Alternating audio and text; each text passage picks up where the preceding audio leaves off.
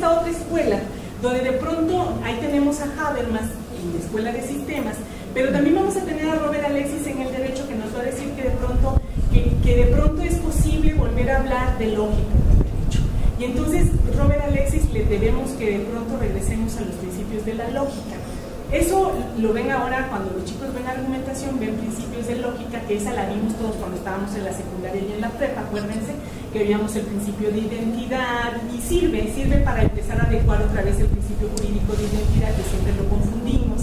Y entonces, de pronto, lo que nos está diciendo esta escuela en relación al derecho es que el derecho no es un sistema en sí, sino es un subsistema dentro del sistema, y por lo tanto responde al entorno de la misma manera que responden los otros subsistemas. No sabemos qué pasa, no sabemos por qué, pero hay una respuesta. Es como el caso Cassés, ¿sí?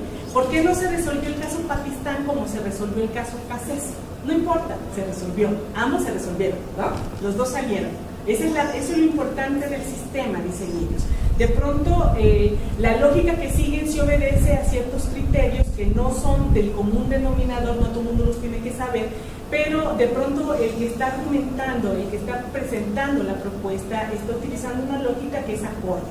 La importancia de estas lógicas estriba en que todas estas que les menciono, que son escuelas, establecen lógicas distintas. Cada escuela tiene su propia lógica, de tal suerte que cuando se resuelve de acuerdo a tal lógica no tiene nada que ver con la otra escuela, ¿ya? O sea, pero es lógico dentro de la estructura de la escuela. Si recordamos las clases de preparatoria, recuerden que nos enseñaban que había una materia que se llamaba filosofía, que nos hablaba del pensamiento, y después había otra materia que se llamaba la lógica, que nos hablaba de las estructuras del pensamiento, porque cada escuela de pensamiento tiene su propia estructura lógica.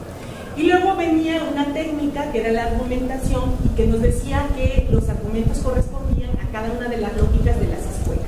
Luego entonces, en realidad, lo que nosotros tenemos hoy en día para argumentar son distintas escuelas. Cada quien escoge la escuela sobre la cual se va a cobijar, que tiene que ver con sus propios intereses, sobre todo al momento de litigar. Y entonces sobre esa uno empieza a tejer y empieza a abordar y empieza a hacer precisamente su defensa. Entonces, lo que vamos a ver es que hoy en día tenemos un cúmulo de escuelas que pueden ser utilizadas, no han desaparecido. Es decir, las podemos ubicar en el tiempo, pero hoy en día todo el mundo se acoge a la que mejor le va. No es la última, la de los sistemas. Después de los sistemas vino otras escuelas más. Tuvimos también esta parte de la escuela de Frankfurt, que también entró un poco al derecho, no mucho, pero que entró. Pero que nos permitió dar el brinco a lo que fue la escuela de Túnez, en Italia. De ahí viene Bobbio. ¿Qué es lo que están planteando Bobbio, Bovero, el mismo Ferrajoli? ¿Qué nos están planteando? Nos están planteando un cambio de paradigma. La escuela está planteando que se reconoce primero como una escuela positivista, es decir, parte de una construcción del derecho. El derecho es un producto de construcción del ser humano, no tiene nada que ver ni con la moral, ni con la justicia, ni con las buenas acciones de nadie. Por ahí dicen que pretender que porque tú te portas bien, la vida te trate bien, es tanto como pensar que si eres vegano, el tigre no te va a comer, ¿cierto? ¿No?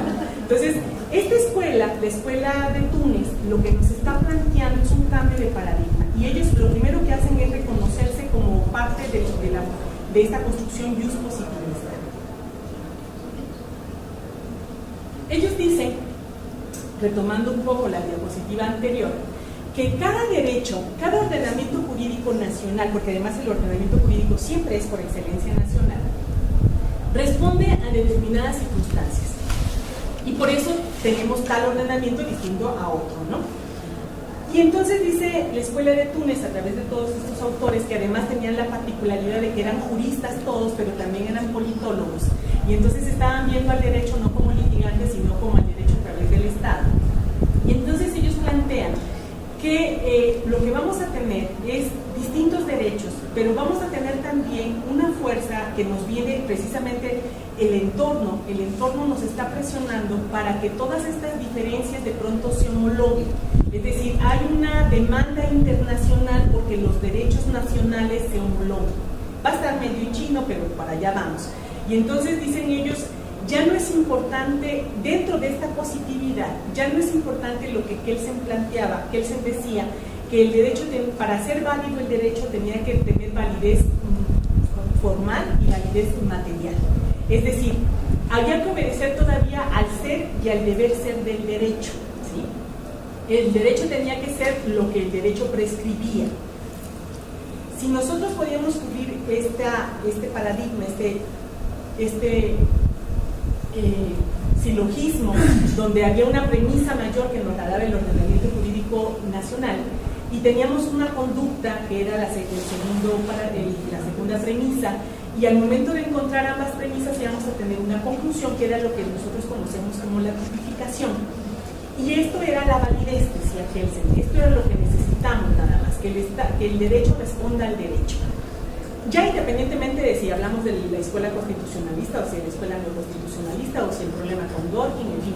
Pero lo que tenemos es una adecuación del derecho al derecho. Pero dice la escuela de Túnez, ahora lo que tenemos es un paradigma distinto, porque este derecho, que es completamente nacional, se va a ver presionado por un orden jurídico internacional de defensa de los derechos humanos, que de pronto le está pidiendo al derecho que cambie. ¿Cómo le vas a hacer? Como tú quieras, pero tienes que cambiar. O sea, lo que le está diciendo hay que cambiar. Y entonces los tratados internacionales señalan en materia de derechos humanos. Vean cómo evolucionó la cosa. Anteriormente, cuando la Segunda Guerra Mundial y los primeros años 40, por ahí de los 50, a nivel internacional los tratados se clasificaban por normativos y sinalarmáticos. Normativos eran aquellos que firmábamos y entraban directamente a las leyes, no necesariamente a la Constitución, pero entraban directamente a las leyes. ¿Cuáles? Los mercantiles. Todos los que tuvieran que ver con derecho público-privado entraban directamente a conocerse. Si tú como abogado